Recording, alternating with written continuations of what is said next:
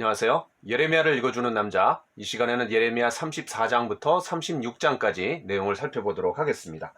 자, 30장부터 33장까지가 이 예레미야의 센터, 중심부다 이렇게 말씀을 드렸어요. 그래서 미래의 회복과 구원에 초점을 맞추고 있는 거죠. 자, 이제 34장부터 36장까지는 당시 어떤 유다 사회의 죄악상을 고발하고 또 그에 대한 어떤 보응으로서 하나님의 심판을 다루고 있다라고 우리가 할 수 있습니다. 자, 34장은 이제 시드기야 때를 얘기하는데 시드기야는 유다의 마지막 왕이죠. 자, 그 다음에 35장, 36장은 여호야김, 그러니까 그 앞으로 한 10년, 15년 앞입니다. 자, 34장, 35장은 그런 언약에 충실하지 않은 그런 유다에 대한 심판을 다루고 있습니다. 자, 1절부터 7절까지 보니까 시드기야를 향한 심판의 선언이 나오고 있죠. 자, 4절에 보니까 포로로 잡혀갈 거다. 또 5절에 보니까 바벨론 포로들이 그런 시드기야의 죽음을 애도하고 또 분향하게 될 거다. 뭐 하나님의 굉장한 은총이죠. 8절부터 22절 그런 언약을 파기한 유다 공동체의 심판을 하나님이 이제 선언하고 계십니다.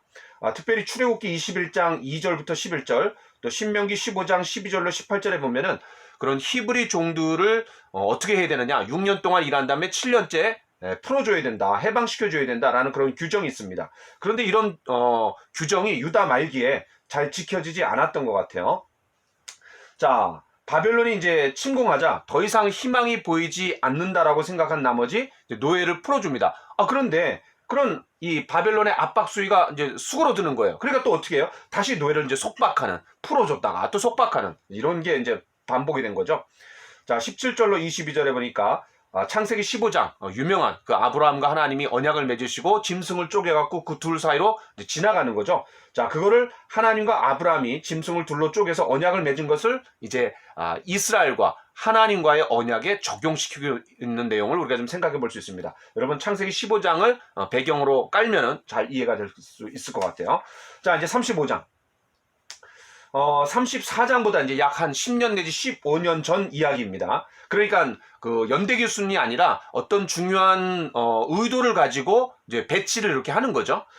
자, 34장에 그런 유다 민족이 하나님과의 언약을 파기한 것을 강조하고 있다라면 이제 35장에서는 그런 이방 족속이었던 레갑 사람들의 언약적 헌신을 대조하고 있습니다. 그 둘이 이제 대조하고 있는 거예요. 그러니까 34장에서는 온 세상의 주관자이신 하나님의 명령을 가볍게 여겼던 유다 백성들과는 다르게 이제 이 레갑 사람들은 어떻게 했어요? 자기 선조 때의 명령을 신실하게 이행하고 있는 거죠. 이거를 이제 실물 교훈으로서 이렇게 이제 삼고 있는 겁니다. 그러니까 34장은 약속을 깨는 민족이고 35장은 약속을 지키는 민족이다. 이렇게 이제 우리가 볼 수 있는 거죠. 자, 1절부터 11절. 그 레갑 족속의 이제 순종을 다루고 있습니다. 레갑 족속은 그런 미디안 족속으로서 모세의 장인 이드르가 속한 겐 족속이라고 그러죠. 자, 그와 이제 연관해서 볼 수 있고요. 자, 11절에 보니까 이 느부갓네살이 침공했을 때 아마 예루살렘의 피신에 있었던 것 같아요. 자, 12절로 19절. 자, 이 레갑 족속에 반해서 유다 민족은 이제 하나님 앞에 불순종하는 거죠. 특히 14절로 16절 제가 한번 읽어보겠습니다. 자, 35장 14절로 16절.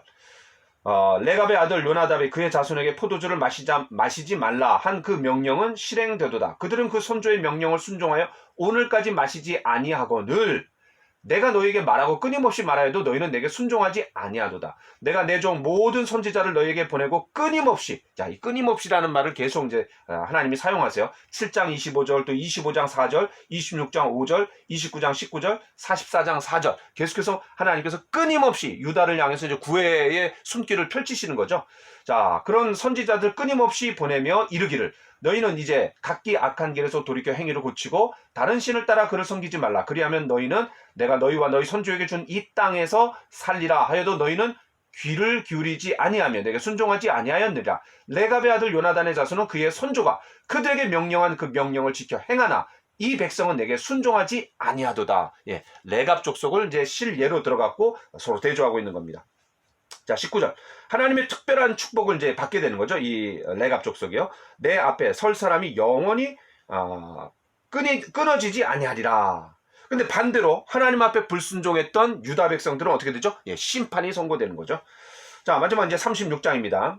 이 상황이 어떤 상황이냐면, 이제 바벨론이 유다를 굉장히 압박해 들어오는 그런 위기의 때에 하나님의 말씀이 어떻게 이제 전달되는지, 그런 어떤 사례들을 우리가 주목해서 보면 좋을 것 같아요. 이제 뭐 결론적으로 얘기하면 하나님께서 누구에게 말씀하세요? 예, 선지자에게 말씀하시죠. 근데 그 선지자는 어떻게 해요?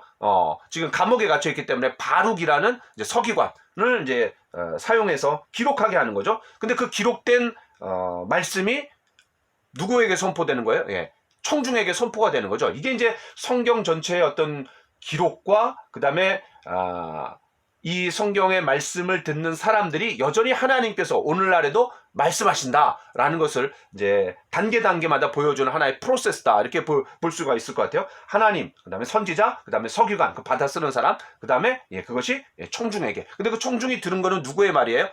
서기관이 쓴 글로 된 거지만 실제로는 누가 한 말이에요? 예레미야가 선지자들이 한 말이고, 그 선지자에게 말씀을 주신 분은 누구예요? 하나님이시죠. 자, 그런 것들을 우리가 좀 볼 수 있는 흔적을 우리가 좀 염두에 두면서 보면 좋을 것 같아요.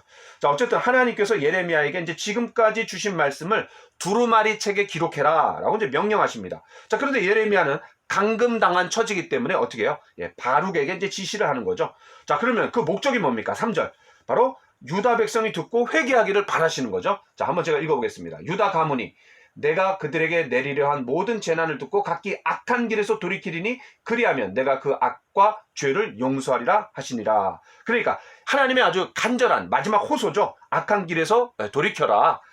자, 그게 이제 하나님 주신 말씀의 목적입니다. 자, 8절부터 10절까지 보니까 이제 바룩이 기록한 그 하나님의 말씀, 예레미야가 준 말씀을 이제 하나님의 말씀을 이제 낭독하는 거죠.